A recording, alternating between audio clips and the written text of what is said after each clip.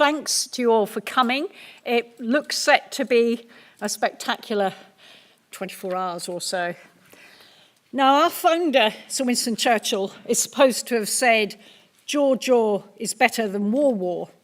I understand the latest research actually suggests this was Harold Macmillan misquoting Churchill, and that Churchill actually said, "Meeting jaw to jaw is better than war." Either way, his intent was clear: no one wants war. But neither can we pretend that we don't live in a world shaped by war and full of conflict. That's as true today as ever. And it's clearly better to face this appalling prospect head on, to try and understand the threats we face so as to seek to both prevent them and prepare for them. Churchill College has always sought to be an interface between academia and the wider world, and I'm therefore personally delighted that the Archives Centre has once again been able to serve as a catalyst for bringing together our fellows and students with all these expert practitioners from the worlds of politics and public policy, from the military and the media. The remit of this two-day event is huge. We have panels on the past, present, and future. And today we start with lessons we can learn from the past as we confront the reality of war today, and we end with the challenges of the future. These are huge questions, even for Winston Churchill, and I want to thank so many speakers for giving so freely of their time and their expertise.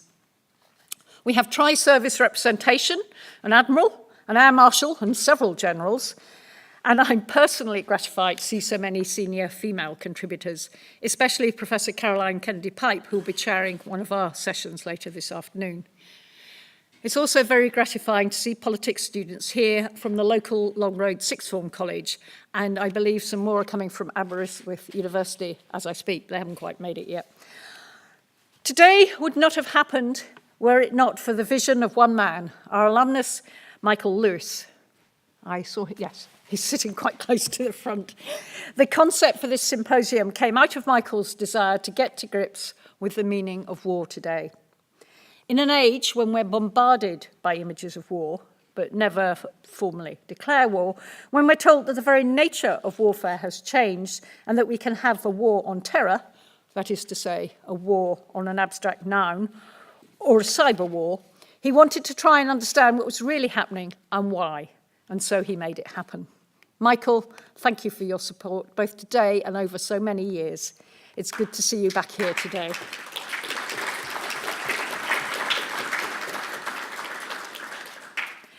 So I'm delighted that to try and help us answer Michael's questions, we have the services of one of this country's most distinguished and prolific experts in this field, Professor Sir Hew Strachan. He has been associated with Cambridge, Sandhurst, Glasgow, St Andrews, and the other place, where he was the Churchill Professor of the History of War and University Academic Fellow at All Souls from 2002 to 2015. He's written on Clausewitz, on Waterloo, Wellington, the First World War, and the history of the British Army. His most recent book is a study of the direction of war and explores many of the themes and topics that we'll be touching on this afternoon and tomorrow, including some of the challenges he'll have faced as a specialist advisor to the Joint Committee on National Security Strategy. I know from Alan and his team that this event could not have happened without Hugh's support, advice, and crucially, his contacts. And speaking... Sorry, that looked like an invitation. One more paragraph. And speaking of contacts, it's a great privilege to welcome along with him General Sir Nick Houghton, one of this country's most senior soldiers. He joined the army in 1974 and has served as a regimental commander in Northern Ireland during the Troubles, and in 2005 as the British military representative and deputy commanding general to the multinational force in Iraq. Until recently, he was chief of the defence staff. There can be few people with as much experience of so many different aspects of modern warfare, and I'm delighted to hand over to Hew and to Nick to get us started today.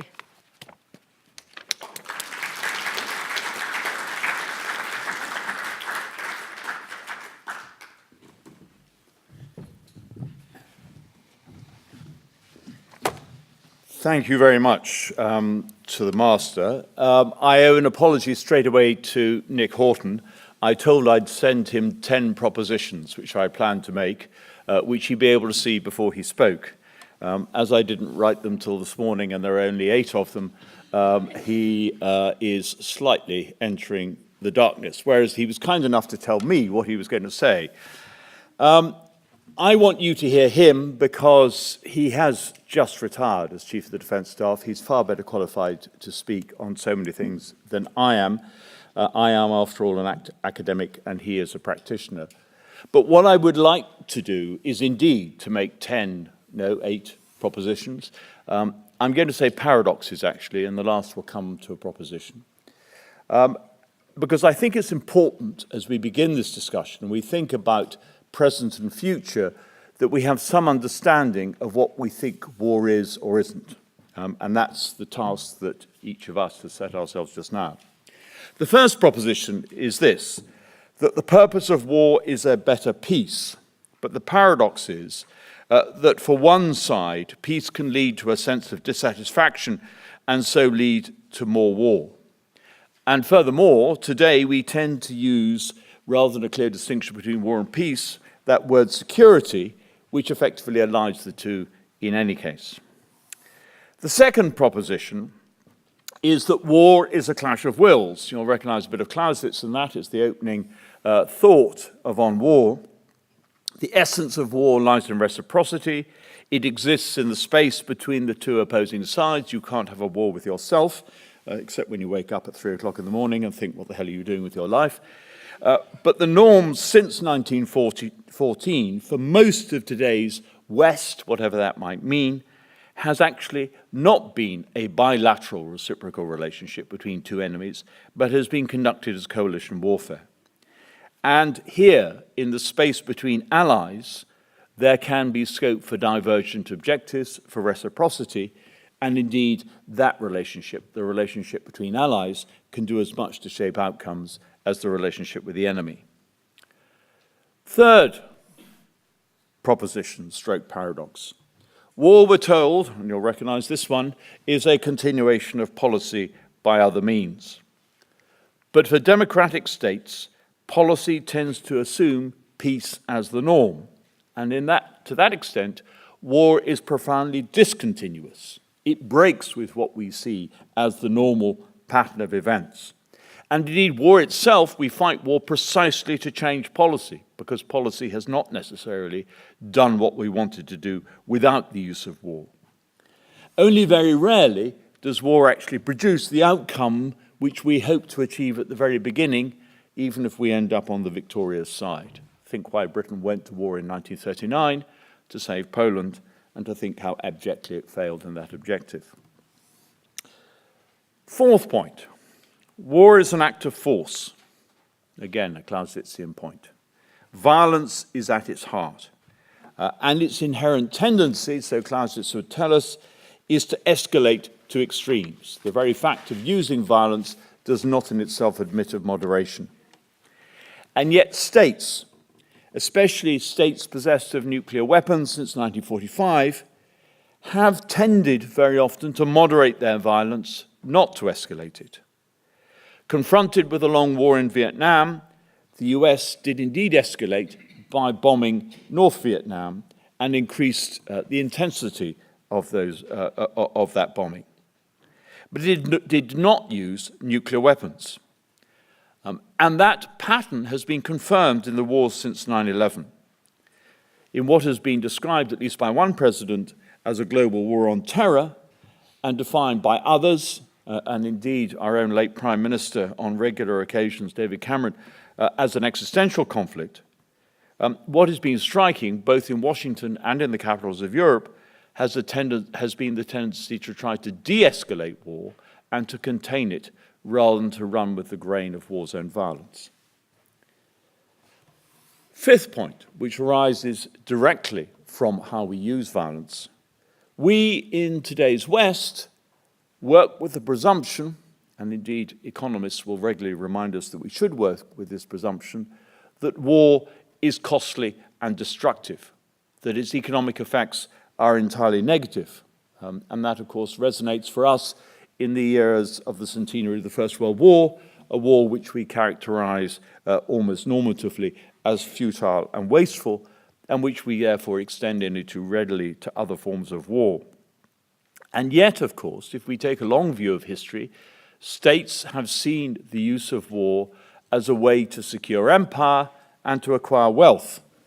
Napoleon, I used to be taught here at Cambridge, made his wars pay for France, at least up until Jena in 1806. I can't believe that's still the orthodoxy, but it was the orthodoxy in 1968, in the year of revolutions. In the 1930s, both Germany and Japan, autarchies, both sought war for economic reasons as much as anything else, in order to secure economic co-prosperity in the case of Asia and Lebensraum in the case of Germany. And indeed, we too have a narrative of war that sees it not necessarily as costly and destructive when we talk about wars of humanitarian intervention, wars which Britain has itself waged successfully in Sierra Leone and Kosovo, even if we tend to forget those as presidents. Sixth proposition: war is the realm of chance and uncertainty, the fog of war, the friction, to use Clausius's word. And the whole function of planning and the application of new technologies is to apply those as method in order to minimize the function and place of chance and uncertainty on war. Indeed, by the 1990s, many in the United States in particular were beginning to argue that the fog of war was something of the past, that the fog had been lifted. And yet now, from the perspective of 2016, although we are only too well aware of the impacts of new technologies, above all of satellites and their role in target acquisition and reconnaissance, in the position of IT in its capacity to create network-centric capabilities, although we're only too well aware of that, we're also very well aware that that greater knowledge has not actually produced more certain or more consequentially predictable outcomes. Seventh, war is fought by combatants, and they have rights, for example, if they're captured by the enemy and they become prisoners of war, and so do non-combatants have rights. They are meant to be protected from the effects of war by international law and indeed by customary practice. But the combatant-non-combatant distinction looks increasingly hard to sustain, partly and precisely because of our own growth in prosperity and our own increasing democratization, if we experience increasing democratization. In the Second World War, non-combatants were targeted precisely because entire societies were mobilized both economically and socially, and thus the populations of those societies could be construed as legitimate targets. And in the 21st century, terrorism targets entire populations because, as indeed our own use of referendums increasingly shows, we believe democracies mobilize the political will of the people, and the people therefore are responsible for the views that they express. I'm not going into Brexit country, but it is of course at the back of my mind. And finally, eighthly, and this is perhaps even more of a proposition than a paradox, war exists on a continuum. It is, of course, fought in the here and now. But the moment it is fought, it becomes experience. It becomes part of the past. I heard William Trevor being interviewed on the car radio as I was hurtling towards the station through the rain yesterday, and he was making exactly that point as he was talking about why he wrote about the past in his fiction, as the news was reporting his death. And that is really the same for the way in which we approach war. We are conditioned by the past, and yet, of course, we're addressing something that we see as going on in the present, and the way in which we juxtaposed past and present affects how we think about the development of war in the future. And yet our thinking about war in the future rarely exists on that sort of continuum. As we think about war in the future, we tend, it seems to me, naturally to go to extremes. Until very recently, Europe was inhabited by a whole lot of Panglossians who seemed to think that its security was a continuous state of affairs that had really no reference to a past. It was assumed we had all learnt that the war belonged in the past and had no function in the present and the future. That was an optimistic view. On the other hand, there is a pessimistic view, evident indeed in much writing about war in the 19th and 20th centuries, which envisaged it as Armageddon, the Armageddon that those of my generation in this room were brought up with, which was central to the propositions of nuclear war and nuclear deterrence. We are extraordinarily bad at using that debate between past and present to understand the difference between change and continuity and their relationship when we think about the future. And if we can't do that, we won't make war an effective instrument of policy. And part of the presumption in what we're talking about today is that war can have utility if we can think about it coherently. And indeed, if we can't think about it coherently and we can't give it utility, then our position in relation to war is even more unethical than we might otherwise imagine it to be. Right, I would like to pass over to General Simic. As you've heard, recently retired as Chief of the Defence Staff and now Constable of the Tower of London. Thanks, Hugh.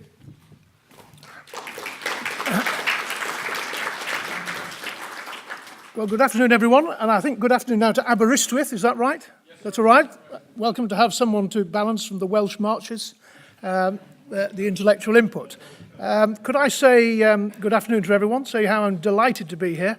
Consider it a privilege, a pleasure, an opportunity. Indeed, I was so keen to come that this morning we have swum out of North Yorkshire. And one of the reasons that I did want to take up this opportunity, and Hugh slightly touched on it, is because I fear that there is too much now invested in the public psyche that defines the utility of armed forces as wholly being constrained to the business of fighting wars. And I do actually want to try to, at least in my part of this, influence a change of mindset on that. I intend to speak for less than 15 minutes, and there will be a time for a couple of questions, perhaps, in the run-up to 2 o'clock. As many of you will be aware, Hugh said, I only stood down as CDS in July. I've since spent 4 very enjoyable months reflecting, decompressing, getting used to doing my own administration, which is the most humbling part of becoming a civilian. It didn't take me long to know what to say, but it took me about 3 hours to produce it in typeset with 2 fingers. I have been settling into my new surroundings as Constable of the Tower of London. These surroundings are a powerful catalyst to the constant pursuit of historical perspective, perhaps not dissimilar to a Cambridge college, though with considerably greater litany of violence attendant. The tower demands that rather than judge things in the moment, you always have the discipline to assess things in context. I think that this is especially important given the subject of this seminar, a re-evaluation of what war is and is not, and how its character is changing relative to its nature. I do fear that there's a strong chance that we could default into comfortable mindsets that seek to study or comment on war in isolation from context and assess the utility of armed forces solely through the optic of war fighting preparedness and competence. I think particularly at the moment is the risk that our discussion could become dominated by the recent experience of Iraq and Afghanistan and the utility of armed force judged therefore through the optic of the instantaneously perceived benefits of periodic commitment to conflict at scale. So what I want to offer you is some early personal reflections about how I see the current and emerging security context, the place of war in that context, and the utility of armed force to it.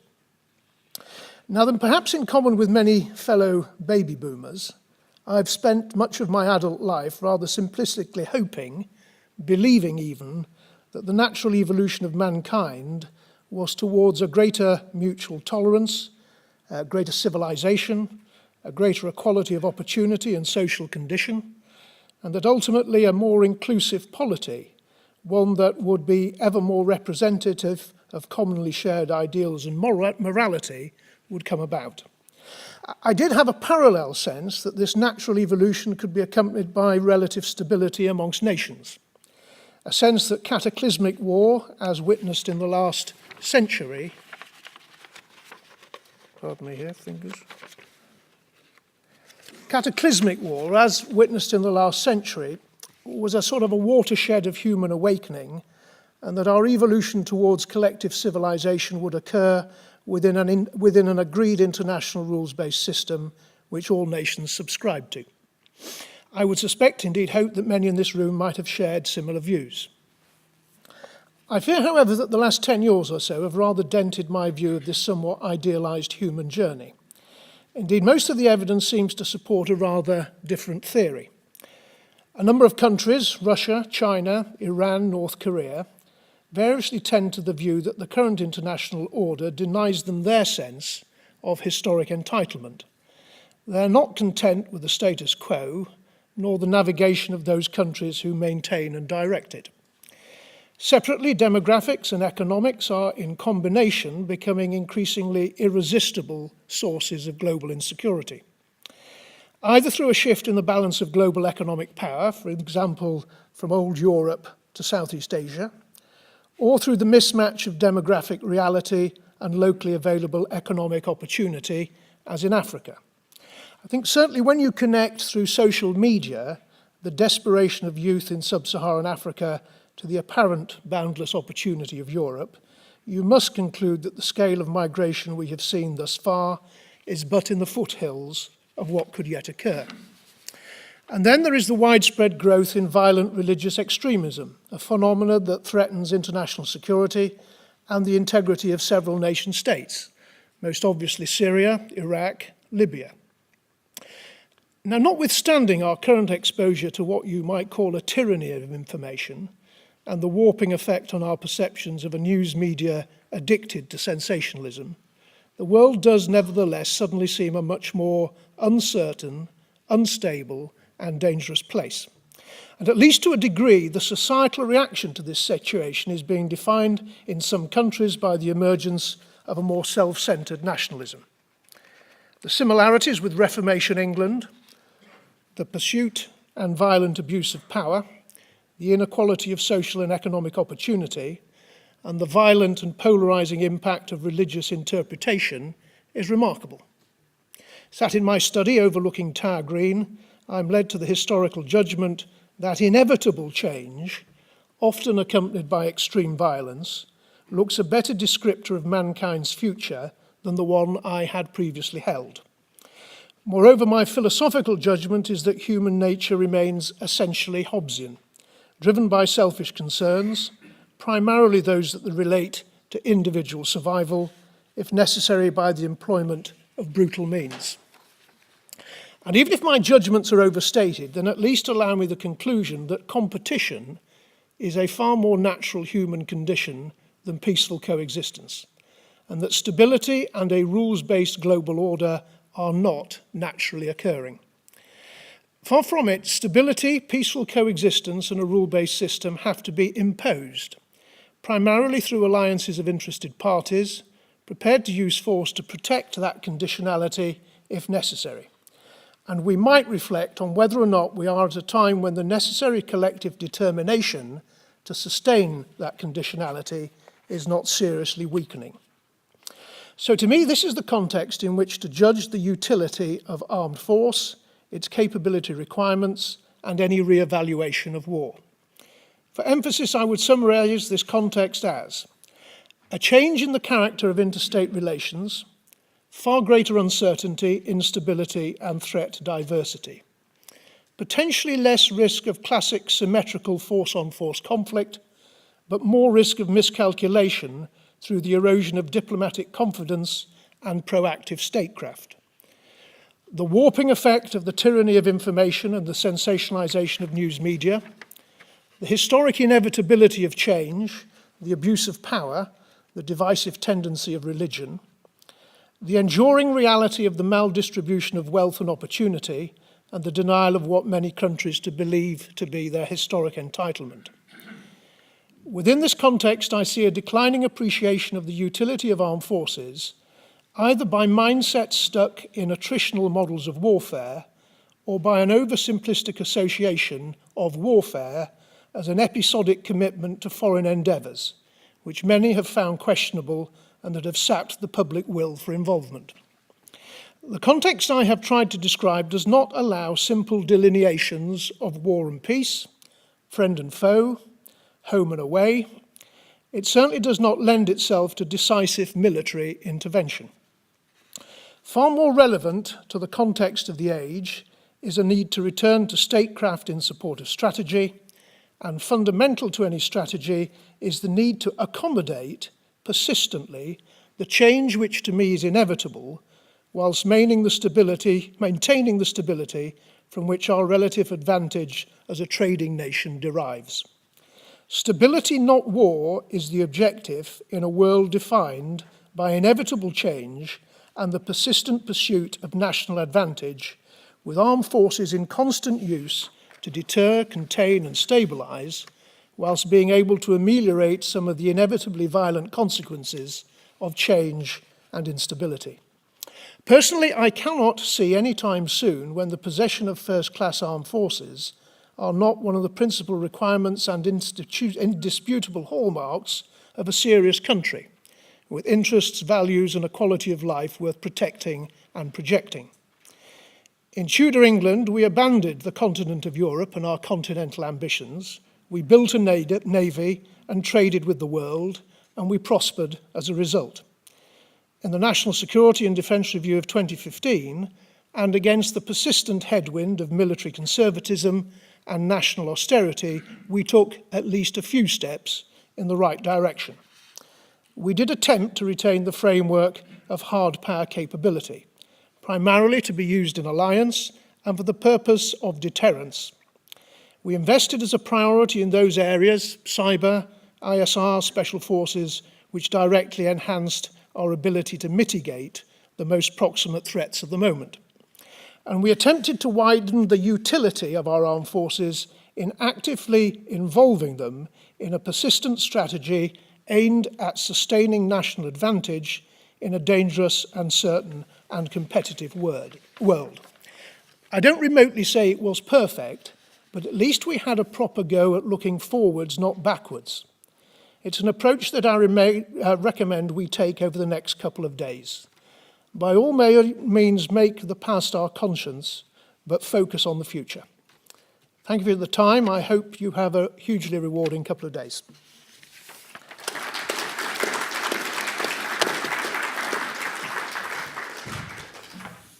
Now, we've got a good amount of time, by the standards, I think, of many conferences. That is about 10 to 15 minutes, for questions. I would strongly urge you to direct your questions at Nick Houghton, because he's leaving in the course of the afternoon, and you can't catch him later. If you disagree with what I would say, this is me ducking the fire. If you disagree with anything I say, well, you can get me later. So let's fire away. Who would like to? Please wait for the roving mic. But you know I've got the roving mic. Yeah. Sorry, would it be helpful, just rules of engagement, if you introduced yourself when you spoke? Would that be helpful? Yeah. Hi, yeah. I'm Nick Hughes. I'm actually a soldier at the moment in the army. And I'd like to ask, we've seen in this century Russia redrawing borders. And that, to me, is what we would consider a sort of old-fashioned form of warfare in comparison to things you mentioned like cyber warfare and, terrorism and so on. Do you think that that form of warfare is slowly going to become something of the past? So is Russia almost an anachronism? Or is it something, do you think, that we will see until the end of time?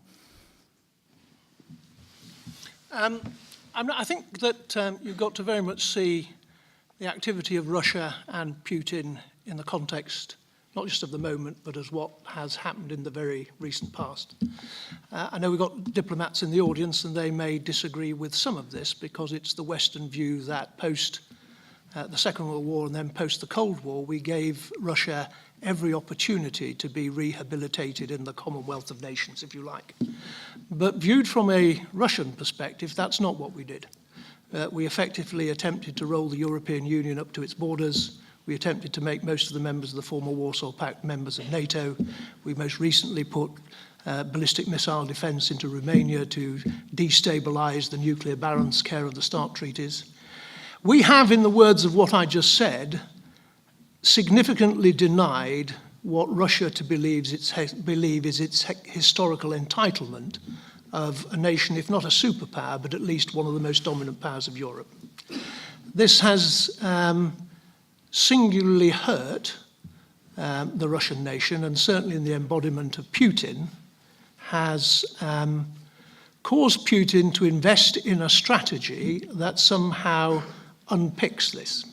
It isn't actually an attritional strategy. You defined it slightly as taking bits of country. It is more a hybrid strategy of the proximate positioning of forces, little green men, massive subversion, huge amounts of misinformation. Now, patently, Crimea is physical occupation. But physical occupation, dare I say it, on the margins of what could be politically acceptable, and certainly short of what might prompt an alliance NATO consolidated reaction.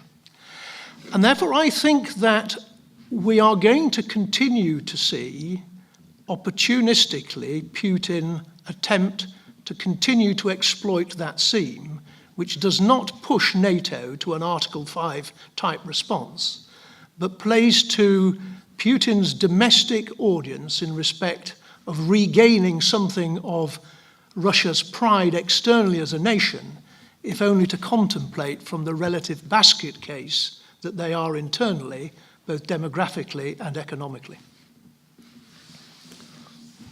Question right. Can you just wait for the mic?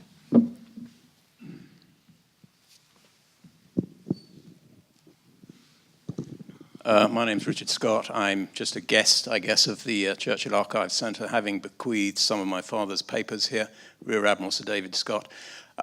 Really following on from your last question, we're talking about war almost as a self-contained concept.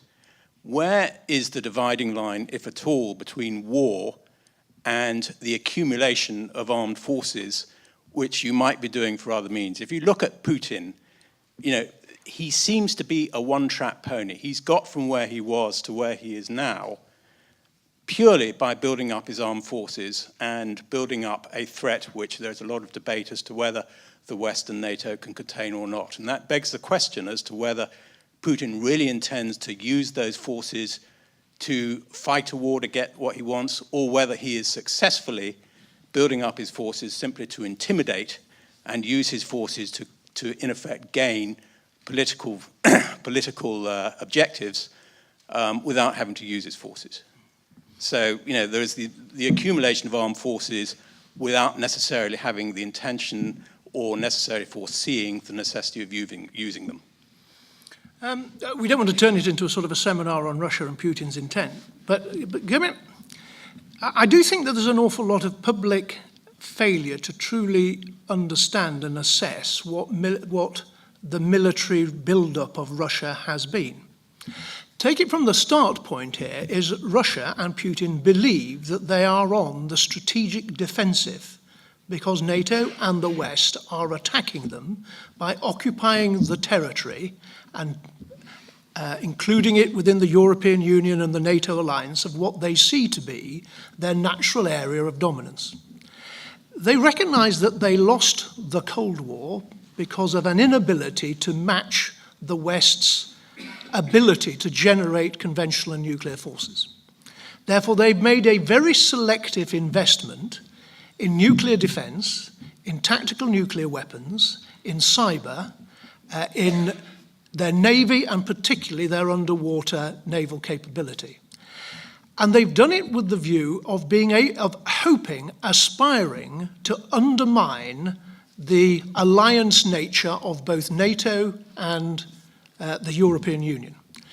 The nature of the ocean-going dimension of their navy from the North Atlantic and their submarines is in an attempt to strategically isolate Europe from America. And so, but you must see this in actual fact as Russia on a strategic defensive, attempting to erode Western multinational institutions. And I'm of the belief that the greatest danger in this context is diplomatic and political miscalculation by the West, making us the architects of a strategic miscalculation by Putin. I'm Lily Bottomley from Long Road Sixth Form College, and I'd like to ask a question about nationalism. Well, you mentioned the emergence of, re-emergence of nationalism due to the growing threat of terror. And I was going to ask, do you believe that that could compromise, ultimately, the goal of peace? Sorry, the what peace? The goal of peace. The emergence of nationalism, sorry, because we're not quite hearing, the emergence of nationalism will compromise the goal of peace. Yeah, the goal of peace. In this country specifically, yes. I don't, firstly, I didn't say that the nationalism was as a direct result of terrorism. I think the nationalism, it's part of it. I mean, wanting to take repossession of your own borders and those sorts of things. There's a nationalistic dimension of that. There's also a nationalistic dimension to sort of emigration and migration and those sorts of things. But there's also a sort of a selfish dimension. Take it from the, an American perspective. A lot that lay behind some of Trump's statements about NATO, some of the voting of Middle America, was America getting fed up with spending 4.6% of its GDP, the biggest GDP in the world, effectively continuing to be the external security guarantor for three dangerous regions of the world: Southeast Asia, the Middle East, and Europe. And I have quite a lot of sympathy with Middle America and what Trump says about the fact that, take just the European dimension of this, the nations of Europe, stand fast of very few, four who maintain the 2% of GDP spending on security. They are freeloading on the American system. And that is, if you like, an element of why a more sort of focused, selfish, it's a more sort of national selfishness as opposed to sort of raw nationalism. But equally, I think that there's far more to it than just, dare I say, the terrorist dimension of all this. I mean, I find myself being, in quite a significant minority, being an apologist for Brexit when I'm in London. But when I'm in North Yorkshire, I'm amongst huge numbers of friends. Now, I don't think that that's because, I'm from the emotional margins of the United Kingdom, which is what my London chums try to tell me. I think that there is a deeply sensible, albeit quite emotional, historic argument about the fact that we don't want to surrender our sovereignty to people who, and allow our laws to be made by people who do not represent us and are the bureaucrats from minor European nations whose own economies are hopeless. Now then, there is an element of emotion in that, but there's an element also of very straightforward hard-headedness. Now then, the degree to which that form of nationalism, if taken to a ridiculous degree, could undermine a peace and a stability which is brought about by the consensual attitude of nations, I absolutely agree with you. And that's why, wherefore, we've got to differentiate, as it were, the raw emotion from some of the practical issues that underpin it. But I certainly don't think it needs to, as it were, suddenly subvert the peace, as it were. But there is the risk there, unless these facts that underpin people's opinions are addressed. Gosh, we've suddenly got a host, and we can take, I think, only one more. And I didn't see who got their hand up first. Everyone's deferring. You've got the mic. Well, go for it. I did see my hand go up before the chap in front of me. So, Right. Can I just shift the Charles Jones from this university, from the politics department?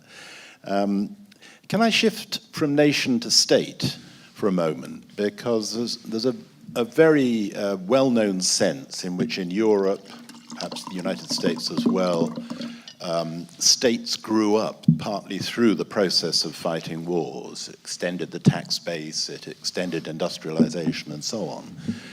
At the moment, wars in the Middle East, in Africa, seem to be destroying states. So looking forward, and I put the question to General Houghton, the only area I can think of in which state building might be assisted by armed conflict at present is probably East Asia, but it's also the most dangerous area in which to attempt that.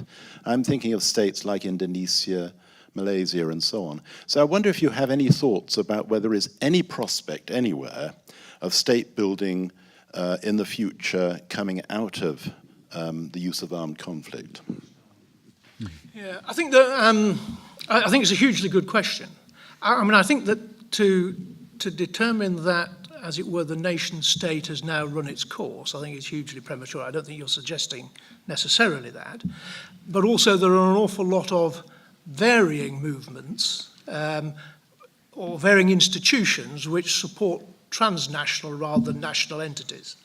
But I think take those places where war at the moment is effectively breaking up states. If you look at the Syrias, the Iraqs, the Libyas to an extent, well, they are being remarkably resilient in one sense. But ultimately, my view would be is that there may be a redrawing of maps, but that's in order to generate new states as opposed to disinvent statehood. I mean, and there's lots of, I mean, I can remember in the last job lots of postulation about Syrian options or Libyan options, about how subnations could be created, which were far more both geographically, demographically, and sort of economically viable into the future. But I didn't see, dare I say it, any scenarios at all that wished away the whole concept of statehood. Right, we're on to war in the States. What could be more fundamental? Please, can you thank General Sir Nick Houghton